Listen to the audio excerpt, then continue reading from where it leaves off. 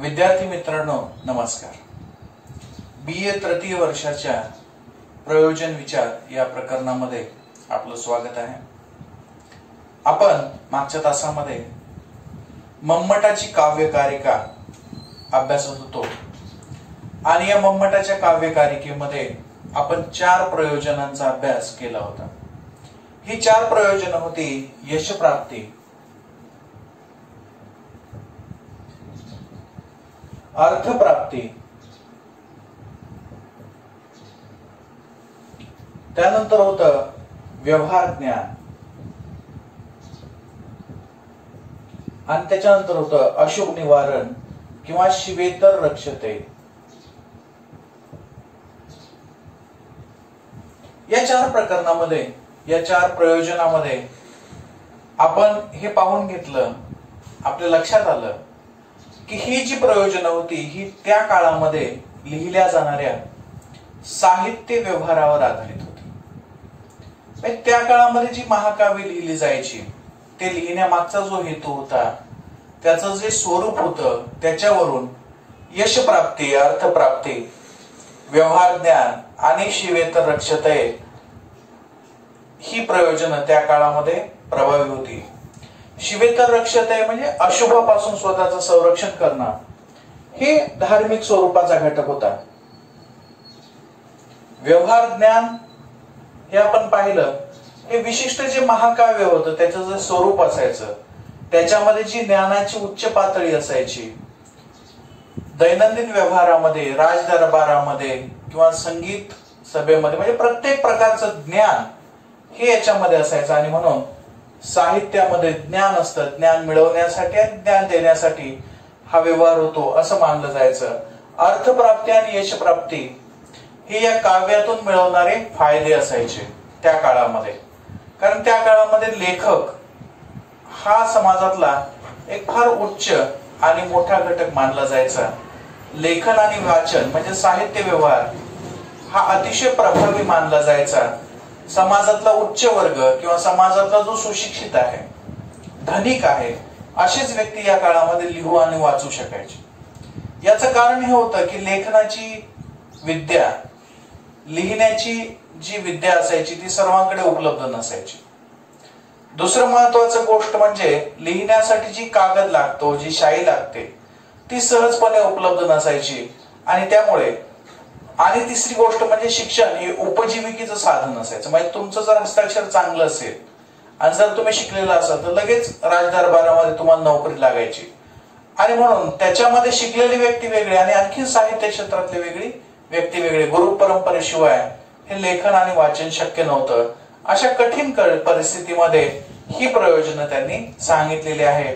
त्या काळामध्ये राजे आणि रजवाडे हे देखील स्वतःच्या नावावर एखादी काव्यसंग्रह असावा, स्वतःच्या नावावर एखादी कादंबरी असावी यासाठी प्रयत्न करायचे आणि म्हणून यशप्राप्ती, अर्थप्राप्ती, व्यवहार ज्ञान आणि शिवेतर रक्षते, अशुभापासून संरक्षण धार्मिक स्वरूपाचं, ही 4 प्रयोजनं त्यांनी सांगितली होती। यानंतरची जी ओळ होती ती अतिशय महत्वाची आहे आणि तेवढीच वादग्रस्त सुद्धा आहे।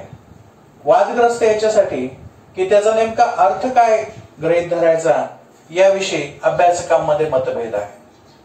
आता इथे आहे दुसरी ओळ होती, आपण काल पाहिलं, काव्यम यशसे अर्थकृते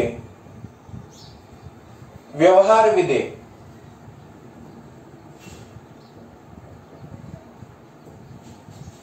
शिवेतर रक्षते, शिवेतर रक्षते। याच्यानंतर जो पुढचा आहे सहृदय,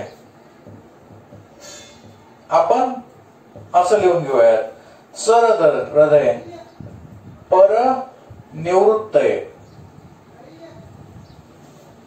कांता संमित तयोपदेश, कांता संमित तयोपदेश युजे। काव्यम यशसे अर्थकृते व्यवहार विदे शिवेतर रक्षते सहृदय परनिवृत्ते कांता संमित तयोपदेश युजे। आता यामध्ये हा जो शब्द आहे हा एकच आहे. आपण फक्त तुम्हाला समजावं यासाठी आपण ही फोड केलेली आहे. हे आहे सहृदय परनिवृत्तये आणि हा आहे कांता संमित उपदेश. तर ही जी दोन प्रयोजन आहेत, या दोन प्रयोजनाचा अर्थ आधुनिक अभ्यासकांनी कसा काढला याच्यामध्ये थोडासा मतभेद आहे. पहिलं पाहूयात आपण सहृदय परनिवृत्तये. सहृदय म्हणजे हृदय म्हणजे आपल्या शरीराचा एक भाग आहे, परंतु इथं हृदयाचा वेगळ्या प्रकारचा अर्थ घ्यायचा आहे. सहृदय म्हणजे आपल्यासारखं ज्याचं हृदय आहे, म्हणजे आपल्यासारखी ज्याची विचारसरणी आहे, आपल्यासारखी ज्याची भूमिका आहे, आपल्यासारखी ज्याची मनो अवस्था आहे, अशा व्यक्तीला काय देत आहे ते परनिवृत्तये. निवृत्तये म्हणजे त्याची ही जी भूमिका आहे मनातली त्यापासून त्याला निवृत्ती मिळते. निवृत्ती मिळते म्हणजे त्याच्यापासून त्याला सुटका मिळते. आता हे कसं काय शक्य आहे? सहृदय परनिवृत्तये म्हणजे कसं काय? याचं कसं काय घ्यायचं? तर याचा अभ्यासकांनी सांगितलेला अर्थ आहे तात्काळ मिळणारा आनंद. म्हणजे काय होतो? साहित्याने घेतलं, साहित्य जेव्हा आपण वाचन करतो तेव्हा त्यामुळे आनंद मिळतो. अभ्यासकांनी सांगितले की हा तात्काळ आनंद म्हणजे सहृदय निवृत्त आहे. अर्थात याच्या अर्थाविषयी थोडासा वाद आहे, परंतु तो साहजिकच आहे, कारण की ही एक जुनी संकल्पना आहे आणि या जुन्या संकल्पनेला आपण नवीन संकल्पनेनुसार जोडण्याचा प्रयत्न केलेला आहे. आता इथं सहृदय म्हणजे हा जो लेखक आहे, आता हे जे प्रयोजन आहे हे शक्यतो वाचकनिष्ठ मानलं जातं. मी तुम्हाला मागच्या तासामध्ये सांगितलं होतं की प्रयोजन ही काही लेखकनिष्ठ असतात, म्हणजे लिहिणाऱ्याशी संबंधित असतात आणि काही वाचकांशी संबंधित असतात. सहृदय निवृत्तये हे प्रयोजन लेखकाशी सुद्धा संबंधित आहे. लेखकाला सुद्धा हे लागू पडतं, परंतु जास्त कोणाला लागू पडतं तर वाचकांना. लेखकाला कसं लागू पडतं? तर इथं व्यवहार करत असताना दुसऱ्या टोकाचा विचार केला गेलेला आहे. हे जे प्रयोजन आहे यामध्ये पहा, लेखक स्वतःचा विचार करत नाही तर कोणाचा विचार करतोय? सहृदय म्हणजे आपल्यासारख्या विचार असणाऱ्या, आपल्यासारख्या भावना असणाऱ्या, आपल्यासारख्या कल्पना असणाऱ्या, आपल्यासारख्या व्यक्तिमत्व असणारे किंवा आपल्यासारखे प्रश्न असणारे हे जे कोणी आहेत, हे जे कोणी अभ्यासक आहेत, आपल्यासारखे जे वाचक आहेत किंवा जे श्रोते आहेत, त्यांना परनिवृत्तये ते त्यांच्या विचारसरणीतून बाहेर निघतात. त्यांना आनंद वाटतो, त्यांना असं वाटतं की अरे वा, हे तर आपल्यासारखंच आहे. आणि हा जो निवृत्तयेचा आनंद आहे, म्हणजे त्याच्या भूमिकेतून तो जेव्हा बाहेर निघतो, त्याच्या अडचणीतून तो जेव्हा बाहेर निघतो, या भावना जेव्हा त्याला इथं दिसतात तेव्हा त्याला सुद्धा तसंच वाटतं. इथं रस विचार आपल्याला लक्षात ठेवायला पाहिजे की समोर कॅथार्सिस सुद्धा तुम्ही लक्षात ठेवू शकता की मला एखादा प्रश्न आहे आणि तोच प्रश्न जर कादंबरीमध्ये मांडला गेला तर काय होईल? आपोआपच त्याच्यातून परनिवृत्तये ही भूमिका दूर होईल. परंतु ती कॅथार्सिसची भूमिका वेगळी आहे आणि इथं परनिवृत्तयेची भूमिका या आनंदापुरती मर्यादित आहे. हा आनंद कशाचा असतो? तर इथं ते जुळतं, त्यांचे विचार भूमिका या जुळतात आणि म्हणून सहृदय परनिवृत्तये ही वाचकनिष्ठ भूमिका मानली जाते. ही लेखकनिष्ठ सुद्धा आहे. कशामुळं? कारण की लेखक जेव्हा लिहितो, एखादी कादंबरी लिहितो, एखादी कथा लिहितो, एखादा कविता लिहितो, तेव्हा त्याची अपेक्षा अशी असते की वाचक कोण आहे हे तो लक्षात ठेवत असतो. म्हणजे एखादी कादंबरी लिहिली, एखादी कथा लिहिली, ती लिहित असताना दोन प्रकारच्या गोष्टी होतात. एक तर स्वतःच्या मनामध्ये जे आहे ते उत्स्फूर्तपणे व्यक्त होईल. या ठिकाणी स्वतःचं मन, स्वतःची अभिव्यक्ती महत्वाची मानली जाईल. किंवा जर की उत्स्फूर्त नसेल तर काय होईल? तर तुम्हाला वाचकांना समोर लक्षात ठेवावे लागेल. म्हणजे वाचकांना काय आवडेल हे तुमच्या लक्षात ठेवावं लागेल. आणि आपलं जे भारतीय साहित्य आहे, या भारतीय साहित्यामध्ये आपण पाहिलं की कुठेच उत्स्फूर्ततेशी संबंधित मांडणी झालेली नाही. आपण जर साहित्य विचार पाहिला, रस विचार, अलंकार विचार, वक्रोक्ती विचार, ध्वनी विचार, या कोणत्याही विचारामध्ये उत्स्फूर्ततेचा प्रकार नाहीये. उत्स्फूर्ततेचा प्रकार, भावनेचा प्रकार, कल्पनेचा प्रकार, विचारांचा प्रकार, प्रश्नांचा हा जो साहित्यविषयक भूमिकेमध्ये असणारा घटक आहे तो आपण पाश्चात्यांकडून घेतलेला आहे. आपल्याकडे काय आहे, अलंकार आहे, वक्रोक्ती आहे, हे सगळं जाणीवपूर्वक तयार करता येतं, त्याच्यामधून विद्वत्ता प्रदर्शित करता येते. तर हा जो वाचक आहे, या वाचकाला जे हवं आहे ते जाणीवपूर्वक इथं तयार केलं जातं. भारतीय अभ्यासामध्ये, भारतीय साहित्य विचारामध्ये ही जाणीवपूर्वकता फार महत्वाची आहे. आणि जेव्हा जाणीवपूर्वक तयार केलं जातं तेव्हा काय असेल त्याचं स्वरूप. जेव्हा एखादी गोष्ट जाणीवपूर्वक केली जाते की नाही हे चाललं पाहिजे, तर काय करत जाईल, तर हा जो वाचक आहे किंवा हा जो प्रेक्षक आहे याला काय आवडतं, परनिवृत्त आहे, तो कोणत्या गोष्टीमुळे आनंदित होईल, कोणत्या गोष्टीमुळे त्याला आल्हाद प्राप्त होईल याचा विचार केला जातो. आणि हा विचार करणं हे लेखकाचं काम आहे. लेखक लिहित असताना हे लक्षात ठेवतो की आपल्याला राजाला खुश करायचंय, प्रधानाला खुश करायचंय, त्याच्या दरबाराला खुश करायचंय. आणि मग असं जर खुश करायचं असेल तर काय करावं लागेल, सहृदय परनिवृत्तीसाठी आवश्यक असलेले सर्व घटक जाणीवपूर्वक निर्माण करावे लागतील. आणि ही जाणीवपूर्वक केली जाणारी निर्मिती या मम्मटानं इथे प्रयोजन म्हणून गृहीत धरलेली आहे. म्हणजेच हे जे प्रयोजन आहे हे लेखकनिष्ठ सुद्धा आहे. म्हणजे लेखक सुद्धा जाणीवपूर्वक वाचकांना काय आवडेल, राजाला काय आवडेल, दरबारातल्या लोकांना काय आवडेल, सामान्य जनतेला काय आवडेल हे लक्षात ठेवून त्याची निर्मिती करतो. आता लक्षात ठेवा, संत हे कवी आहेत, परंतु कवी हे काही संत नसतात. म्हणजे साहित्य क्षेत्रातले जे लोक प्रामाणिकपणे व्यक्त होतात, सामान्य लोकांचे प्रश्न मांडतात कठोर पद्धतीनं, ते संत होतात. आपल्याकडे सगळे अध्यात्मातले संत हे चांगले कवी आहेत, पण सगळे कवी, सगळे कादंबरीकार, सगळे साहित्यिक हे काही संत नसतात. संत कशामुळे नसतात, कारण की ते काही गोष्टी जाणीवपूर्वक करत असतात. म्हणजे समोरचा वाचक, प्रेक्षक, आता आपले शाहिरी परंपरेतले व्यक्ती घेऊयात. शायरीमध्ये लावण्या आणि पोवाडे लिहिले गेले. कशासाठी लिहिले गेले ते? त्यांच्यामध्ये काव्यात्मकता नाहीये का? तर त्यांच्यामध्ये काव्यात्मकता आहे, रसात्मकता आहे. त्या काळामध्ये प्रचंड गाजलेले लावण्या आणि पोवाडे आहेत. त्यांचा स्वतंत्र एक गट आहे, स्वतंत्र एक प्रेक्षक वर्ग आहे.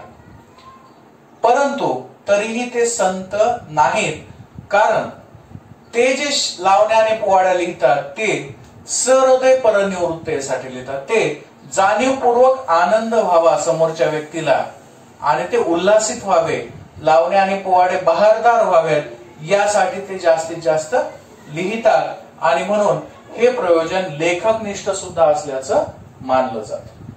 तर अशा पद्धतीनं सहृदय परनिवृत्ती म्हणजे आपल्या वाचनामुळं दुसऱ्या व्यक्तीला, जो आपल्यासारखाच विचार करतो, आपल्यासारख्याच भूमिकेतून आहे, त्याला सुद्धा आनंद व्हावा, तो त्याच्या मानसिक श्रमातून निघून जावा, यासाठी जे लिहिलं जातं हे सुद्धा एक प्रयोजन मानलं जातं. आणि हे सगळ्यात जास्त प्रयोजन कुठं आहे? वाचकनिष्ठ सुद्धा आहे. वाचक का वाचतो? काही पण वाचतो का आपण? एवढं मोठं साहित्य काही वाचतो का? नाही वाचत. तर जे आपल्या हिताचं असतं, जे आपल्या विचारांशी जुळणार असतं, जे आपल्या भूमिका मान्य करणार असतं, ते साहित्य आपण वाचत असतो. आपल्या विरोधी स्वरूपाचं साहित्य, आपल्या विरोधी विचारांचं साहित्य, आपल्या विरोधी भूमिकांचं साहित्य हे वाचलं तरीही त्यातून आनंद मिळत नाही किंवा तसा मिळवून घेण्याची क्षमता आपल्यामध्ये नसते. आणि म्हणून वाचकनिष्ठ प्रयोजन म्हणून सुद्धा या सहृदय परनिवृत्तीसाठी विचार केला जातो. वाचक तेच वाचतो जे त्याला आवडतं आणि त्याला तेच आवडतं जे त्याच्या हृदयासोबत जुळतं. विशिष्ट वयामध्ये विशिष्ट पद्धतीचं वाचन केलं जातं आणि एकदा ते वय संपलं की त्यानंतरचं वेगळं वाचन करावं लागतं. वेगळ्या मूडमध्ये वेगळं वाचन केलं जातं, ते त्याला आवडतं. तर हा जो वाचकाशी संबंधित घटक आहे तो सुद्धा इथं प्रयोजनाच्या रूपाने आहे आणि लेखकाशी संबंधित जो आहे तो सुद्धा इथं या स्वरूपात आहे.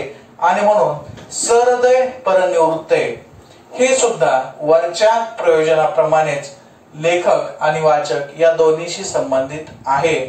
त्या काळामध्ये म्हणजे जेव्हा या मम्मटानं काव्यकारिका लिहिली त्या काळामध्ये वाचकांचा विचार फारसा केला जायचा नाही. त्या काळामध्ये लेखकाचा विचार जास्त प्रमाणात केला जायचा. आणि म्हणून तुमच्या लक्षात येईल की हे जे प्रयोजन आहेत ही लेखकाशी जास्त जोडणारी आहेत आणि वाचणारा हा उद्या पुढे लिहिणार आहे. म्हणजे आजचा जो वाचक आहे तो सुद्धा भविष्यामध्ये लेखक होणार आहे अशा भूमिकेतून यांनी स्वीकारलेलं आहे. म्हणजे आजच्या सारखं नाही की आज लेखक वर्ग वेगळा असतो आणि वाचक वर्ग वेगळा असतो. वाचणारा शक्यतो लिहित नाही, तो वाचतो फक्त. तर अशा पद्धतीची ती परंपरा इथं जास्त नव्हती. इथं जो लिहिणार आहे त्याचं वाचून दुसरे सुद्धा लिहितील अशी मम्मटाची एक कल्पना होती. कारण की ते महाकाव्याचं किंवा साहित्याचं गुरु शिष्याचं नातं असायचं की एखाद्या गुरुनं जर एखादं महाकाव्य लिहिलं तर त्याचे शिष्य ते महाकाव्य पुढे घ्यायचं. कारण की एकाच व्यक्तीला ते सर्व लिहिणं शक्य नसायचं. ज्या रिकाम्या जागा असायच्या ते पुढचे लोक लिहायचे. तर अशा पद्धतीनं हा जो वाचक आहे आणि अशा पद्धतीनं हा जो लेखक आहे हा सहृदय परनिवृत्तेसाठी म्हणजे दुसऱ्यांना आनंद देण्यासाठी आपल्यासोबत ज्याची विचारांची भूमिका जुळते त्यांना चांगलं वाटण्यासाठी जाणीवपूर्वक लेखन करतो असं या प्रयोजनामध्ये सांगितलेलं आहे. आणि यामध्ये भारतीय साहित्याचं जे वैशिष्ट्य आहे की ते साहित्य जाणीवपूर्वक कलाकुसर करून करता येतं ही भूमिका इथं महत्वाची आहे. उत्स्फूर्तता नावाचा प्रकार आपल्याला भारतीय साहित्य क्षेत्रामध्ये दिसून येत नाही आणि त्यामुळे हा आनंद सुद्धा परनिवृत्तीसाठी असणारा आनंद सुद्धा लेखकनिष्ठ असल्याचं आपल्याला लक्षात घ्यावं लागतं. याच्यानंतरचं जे प्रयोजन आहे ते अतिशय सोपं आहे आणि त्याचबरोबर साहित्याचा वापर कशा पद्धतीने केला जातो, साहित्याचा वापर संस्कार करण्यासाठी समाजामध्ये एखादा विचार फैलवण्यासाठी कसा केला जातो यासाठी सुद्धा सांगण्यात आलेला आहे. आता हा जो आहे शेवटचं जे प्रयोजन आहे आपलं कांता संमित तयोपदेश युजे. आता यामध्ये ही जी कांता आहे आपण असं लिहूयात, हे असं लिहिलं तरी चालतं, आपण असं लिहूयात सदेश, हे सोपं जातं आपल्याला. आपण हे लिहिताना ही जी काव्यकारिका आहे जी खरोखरची काव्यकारिका आहे ती मी तुम्हाला नोट्स मध्ये पाठवून दिलेली आहे. फक्त इथं विश्लेषण करायचं असल्यामुळं मी याचं स्वतंत्र पद्धतीनं लेखन केलेलं आहे, एवढं तुम्ही लक्षात ठेवा. तर ही जी कांता आहे, कांता म्हणजे पत्नी.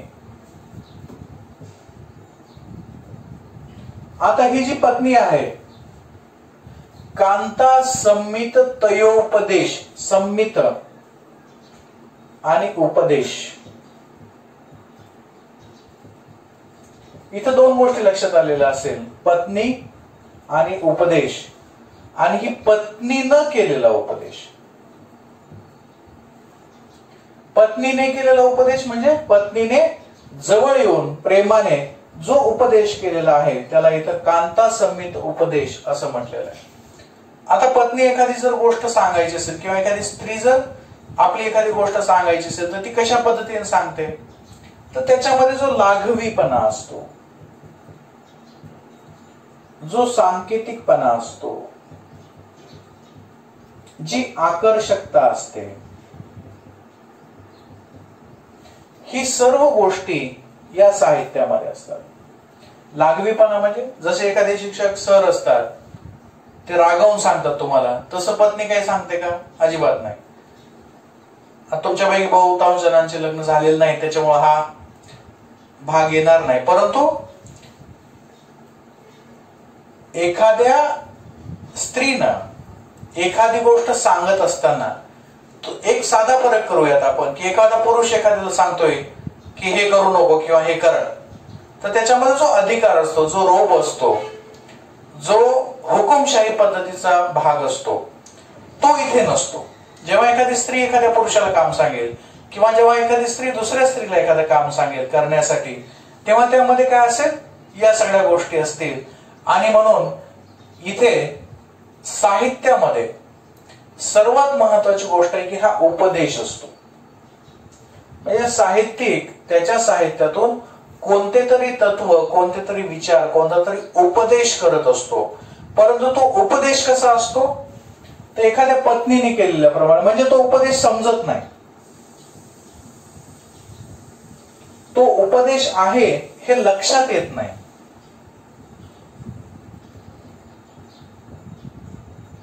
म्हणजेच तो कसा असतो, सूचक असतो. इथं आपण शब्दशक्ती पाहिलेली आहे, अभिधा, लक्षणा, व्यंजना, ह्या ज्या शब्दशक्ती असतात, ह्या शब्दशक्ती काय करतात, ही सूचकता निर्माण करतात. म्हणजे रामायण आणि महाभारतातला एखादा प्रसंग सांगायचा आणि त्याच्यावरून आजचा एखादा संदर्भ तुम्हाला तुमच्यावर संस्कारित करायचा, हा जो प्रकार आहे, हा प्रकार इथं दिसून येतो. म्हणजे साहित्य काय करतं, उपदेश करतं, साहित्य समजावून सांगतं, साहित्य तुम्हाला एखादं वर्तन करा असं सांगतं. परंतु हे सांगितलेलं आपल्याला लक्षात येत नाही. आपल्याला असं वाटतं की अरे हे तर साहित्यच चालू आहे, याच्यामध्ये काय वेगळेपण आहे. आलं लक्षात. तर हा जो उपदेश करण्याचा भाग आहे हा कोणाशी संबंधित असेल, तर साहजिकच हा लेखकनिष्ठ असेल.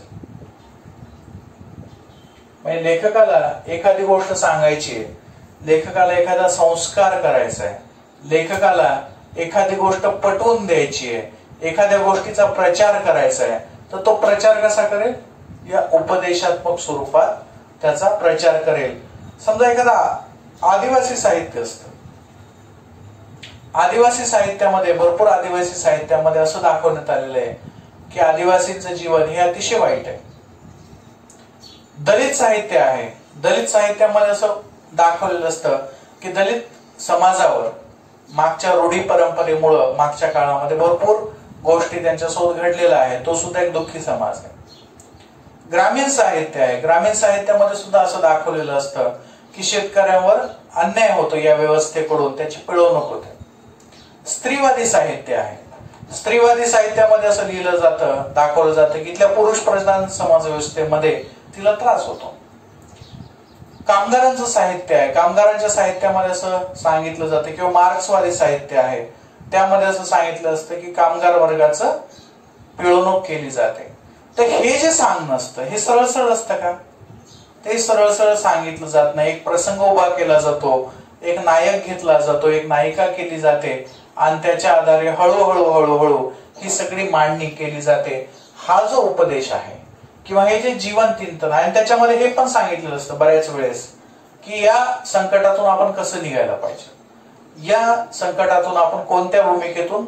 सर्वश्रेष्ठ साहित्य कोणतं असतं, जे फक्त प्रश्न सांगत नाही तर त्याच्यातून उत्तर कोणतं आहे हे सुद्धा सांगतं. जर एखादा फक्त वर्णनच करत असेल प्रश्नाचं आणि गळा काढू काढू त्याची मांडणी करत असेल, तर त्याला आपण साहित्यामध्ये दुय्यम दर्जाचं मानलं जातं. साहित्य कोणतं असतं, जे चिंतनशील असतं.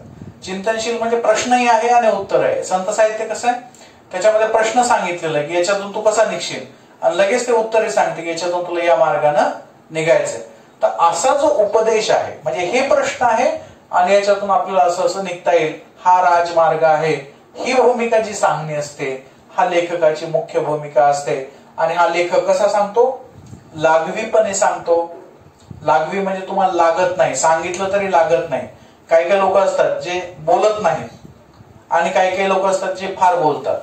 जे बोलणारे असतात त्यांनी काहीही बोललं तरी लोकांना काही वाटत नाही, आणि काही काही लोकांना दोन शब्द जरी बोलले तर त्यांचं मनावर लागतं.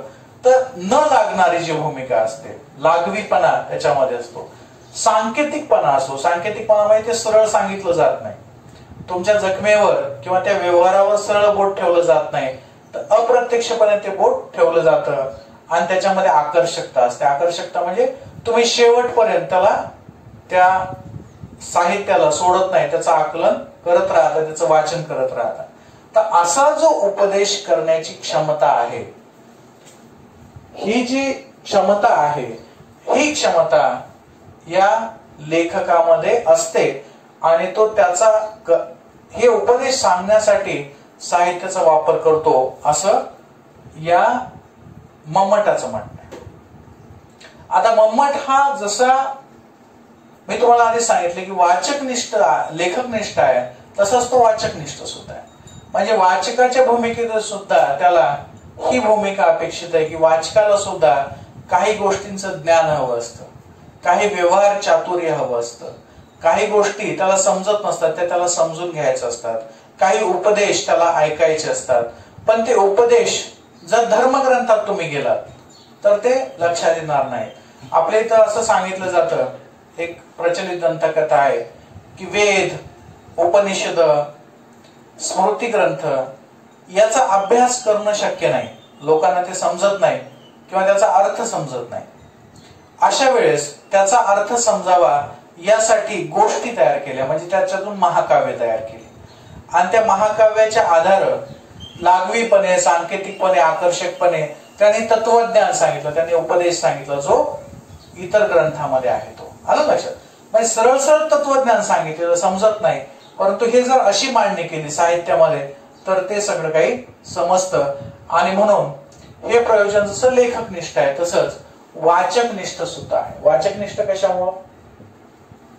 कारण की त्या काळामध्ये जास्तीत जास्त साहित्य धार्मिक स्वरूपाचं होतं, जास्तीत जास्त साहित्य महाकाव्याचं स्वरूपाचं होतं.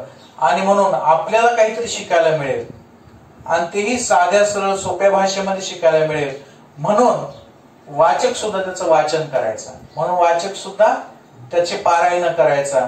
आणि म्हणून हे प्रयोजन मम्मटाच्या भूमिकेतून लेखकनिष्ठ सुद्धा आहे आणि वाचकनिष्ठ सुद्धा आहे.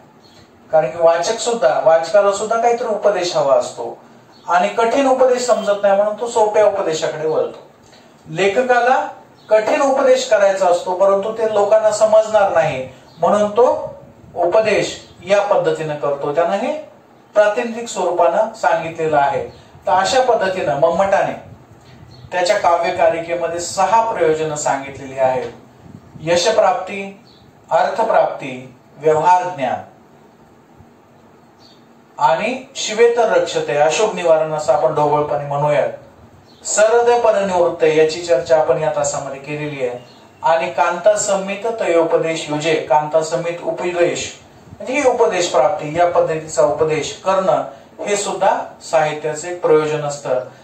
आणि याच्यावरून आपल्याला लक्षात येईल एक सगळ्यात महत्वाची गोष्ट, मम्मटाने अगदी इसवी सनाच्या 5व्या, 6व्या, 7व्या, 8व्या शतकामध्ये सुद्धा ही गोष्ट मान्य केलेली आहे की साहित्यामधून उपदेश केलेला असतो, साहित्यामधून काहीतरी सांगितलेलं असतं. म्हणजे एक माणूस दुसऱ्या माणसाला काहीतरी सांगतं, चांगलं सांगत असेल, वाईट सांगत असेल, म्हणजे या सगळ्या साहित्य व्यवहाराच्या मागे काहीतरी संस्कारित करण्याचा हेतू या साहित्यामध्ये असतो. आणि म्हणून हा हेतू लक्षात घेऊन वाचकानं सावधानतेनं जाणीवपूर्वक त्या सर्वांचा अभ्यास आपण केला पाहिजे. तर इथं आपण थांबूयात. अशा पद्धतीनं भारतीय साहित्य विचारामध्ये जेव्हा आपण प्रयोजनांचा अभ्यास करतो तेव्हा ही काव्यकारिका मम्मटाची अतिशय महत्वाची मानली जाते. या काव्यकारिकेमधील 6 प्रयोजनं आपण पाहिली. पुढच्या तासामध्ये आपण पाश्चिमात्यांनी सांगितलेली काही साहित्याची प्रयोजनं पाहूत, मोजकीच साहित्याची प्रयोजनं पाहूत. या संबंधीच्या नोट्स तुम्हाला व्हॉट्सअप ग्रुपवर आलेल्या आहेत. जर तुमच्याकडे उपलब्ध नसतील किंवा त्या ओपन होत नसतील तर तुम्ही मला संपर्क साधा, मी त्या वेगळ्या पद्धतीने आपण सुरू करूयात. इथे आपण थांबूयात. धन्यवाद.